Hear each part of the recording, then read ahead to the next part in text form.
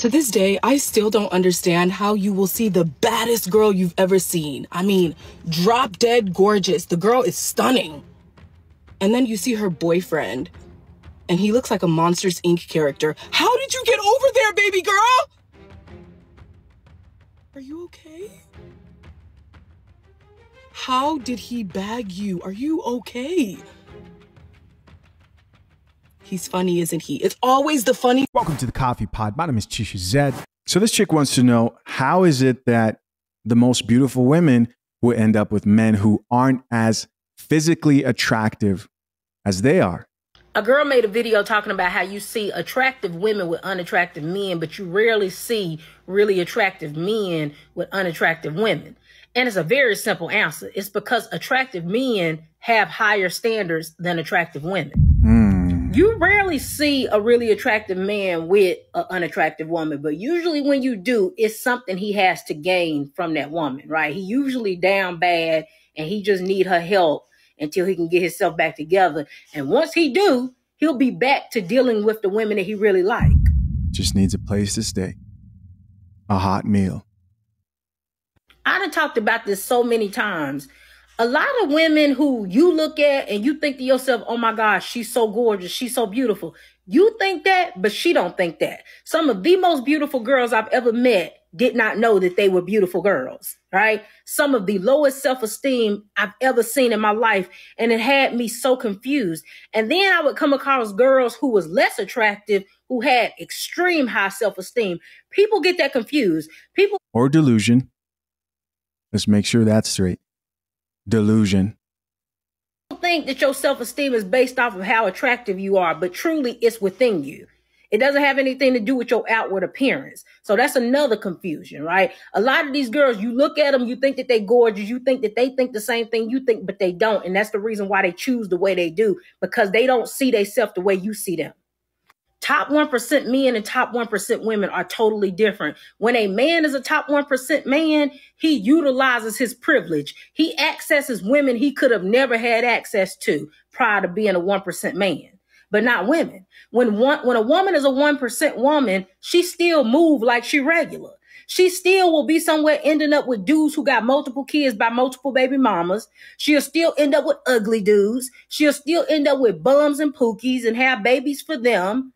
She don't move like a woman who looks the way she looks. So this is why you see these beautiful girls with ugly men, why you see these beautiful girls having babies for pookies, why you see these beautiful girls ending up with men who got all of these kids by these different women. Because women who are top 1%, it is rare that they truly recognize being a top 1% woman and move like that. She's pretty spot on with her response. I mean, if you think of all the conventionally attractive people you know, of both genders, right? Men and women. In most cases, when you see that type of man, chances are that 99% of the time, his chick will be cute to pretty. You know, you see a guy like, oh, he probably has a bad chick. It's very, very rare that he's with a chick that most guys would look at and say, you know, she's not that attractive, unless he's living that soft life. If he's living that soft life, and we know these people. We probably know some people who are living that soft life. It's unspoken. It's an unspoken deal, but it's a deal nevertheless. You get to be with a strong, tall, whatever, you know, the guys, they use what they're working with, whether it's looks, whether he's tall, whatever it is. You get to have this, and you can show me off to your friends as long as that phone bill gets paid on time. Drink the coffee. Drink the coffee, it'll make you feel better. Don't you miss a Netflix subscription. But when it comes to the other way around, when you see an attractive chick, the amount of women who are with men, I'm not just talking about a guy who most women would consider conventionally attractive. No, I'm talking about like straight bums, right? Like she said, the Pookies and the Ray Rays. You have a bad chick who will be like, yeah, that's my baby daddy. And you sit there thinking to yourself, that's some shit. That's the man who you allowed to give the gift of replicating his genes, that's the man you chose. And that woman sometimes will look beautiful. And these chicks will know that they effed up and eventually might even admit it. Like this chick. I ain't even gonna lie. I by far have the most embarrassing baby daddy ever. That so embarrassing. I don't like to be nowhere where he's not a game, not a gathering, not a birthday party, not a nothing. He is so embarrassing. He is so embarrassing. Embarrassing. But he wasn't embarrassing when he was clapping it from the back. Hey. Yo. Embarrassing.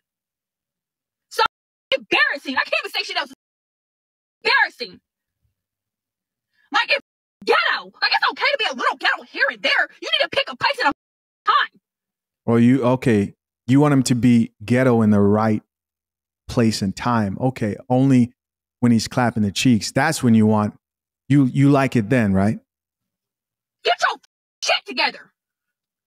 I had to leave my son's football game because this embarrassing. Just embarrassing. I don't want to be seen. Not in the same room, not nothing. Pick this. My son is playing football, right? Right. Football is not my sport, so I don't really care for football. My kids don't even really care for football.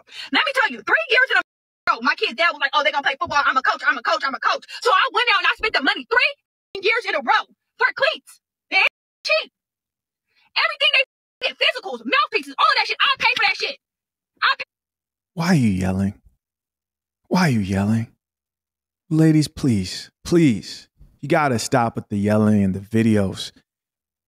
This tells me everything I need to know. I'm going to do it because my babies want to do it. Pick this. They never even played. They went to practice for a week. Boom. Money wasted. Next year, they're going to play. Cleats too small. Here I go spending money again. I got 3 boys. 3. Here I go spending money again. Guess what? They go to about a week or 2 practice. Boom. They ain't playing again. Here that is this year. I ain't paying for shit. I ain't paying for nothing. You pay for that shit. I'm not paying for nothing. When they do cross country, I pay for that shit. When they do track, I pay for that shit. When they do wrestling, I pay for that shit. Everything that comes included, everything that they need, I pay for that shit. I pay for it. You know, I don't need you to pay for shit, but you want me to go out and spend my money on some football shit and they don't even play, they go to practice for about 1 or 2 weeks? I'm tired of wasting my money. I said, you pay for it. Don't ask me how my son's got the cleats, because he didn't pay for them. Only thing he paid for was the physicals. And then my son's out there, he's like, Jamel, I got Jamel and Jamal. Jamel, give me your mouthpiece for Jamal. What? You got one job. One job, you are embarrassing. I got up, y'all, I'm so mad, I didn't even stand my son's game. He get the gallon. I want to get in. Y'all being so, what? I said, oh, let me exit the mother scene. Because, baby, I'm about to cause one. And never would I want to embarrass my kids. So I got up and I exited the premises. Mind you, they wrestling coach came to support. He came to support. Okay? This Texas don't ever bring no other man up here trying to support my kids. Well, who gonna do it? Because it ain't you. You say you probably not. I'm not. That's what's so crazy. You should be happy that somebody is here supporting them because, baby, you're not. You're embarrassing. And I know if I'm embarrassed, my kids are embarrassed. This day, I still don't understand how you will see the baddest girl you've ever seen. I mean, drop dead gorgeous. The girl is stunning. And then you see her boyfriend, and he looks like a Monsters, Inc. character. How did you... Can you just put the fries in a bag, please? So many of you wonder why males think the way we do, and we go about things the way that we do. It's because of messages like this. Some of you will scream how looks don't matter in a relationship. It's about the personality and how this man treats you and how giving and his character and all those lovely things, right? And then there'll be a message like this, and guess what happens most of the time? Some women will sit up here and entertain this and be like, and agree with it in the comment section, right? Did we just forget that this man might have a great sense of humor? He might have a good personality. He knows how to treat her. Or does none of that actually matter in real life? Some of you come on here and create all these think pieces about how you'd rather be with a man that treats you well but doesn't look the best. But then when it comes to videos like this, what do we see? And this is the perfect reason why a lot of men do not listen to women when it comes to how to get with women, because most of you give hypocritical advice. One thing I want to make clear. Men aren't meant to be the prettier gender. And like I've said many times, in a society that takes away what men are meant to be, their God-given role of leaders, protectors, because they don't need no man. What they really mean is they don't need one man because they got plenty of them to fill that position, policemen for protection, the government for provision. But when you take away the role of a man and you remove away leadership, like, I don't want to listen to a man, I don't want guidance, then you're left with the other things that women find attractive about men, which is looks, and looks get prioritized. But men aren't meant to be the better looking gender as far as physical attraction goes. Listen, as always, guys, I'm curious to know, what do you think? Leave your comments down below. Listen, I appreciate you, as always, for checking out yet another episode of The Coffee Pod. Till next time, I'm out. Peace.